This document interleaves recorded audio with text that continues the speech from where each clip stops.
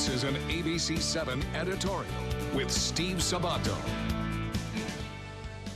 Last Monday, the nation still reeling from the shooting in Orlando, 4 gun control bills came before the United States Senate. 2 were sponsored by Republicans, 2 by Democrats, and all 4 failed to pass. That's the bad news. The good news, Florida Senator Bill Nelson, a Democrat, has worked out a compromise bill with a Republican co-sponsor, and Florida Senator Marco Rubio, a Republican, has decided to run for re-election. What, you might ask, do these things have in common? The opportunity to lead for 2 senators from the same state with the tragic distinction of being the site of the worst mass shooting in American history.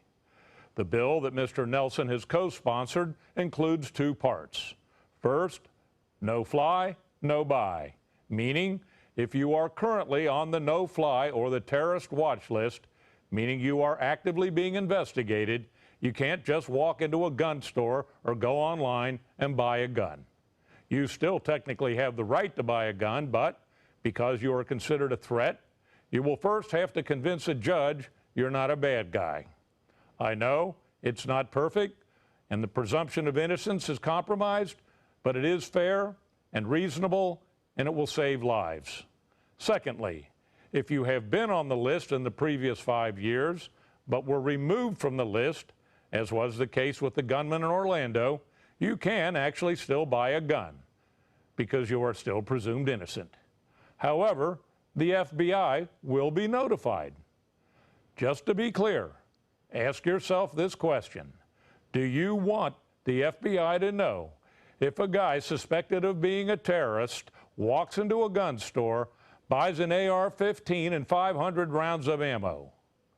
Wake up, America. This is not an attack on the Second Amendment. This is common sense. I urge you to contact Senators Nelson and Rubio. Implore them to join forces, work together, lead a delegation to get this bill or something like it passed, so those we lost in Orlando will not have died in vain. I'm Steve Sabato, and we'd like to hear from you. The opinions expressed in this editorial do not necessarily reflect those of ABC7's owners or management. If you would like to comment, go to our website, www.mysuncoast.com, and click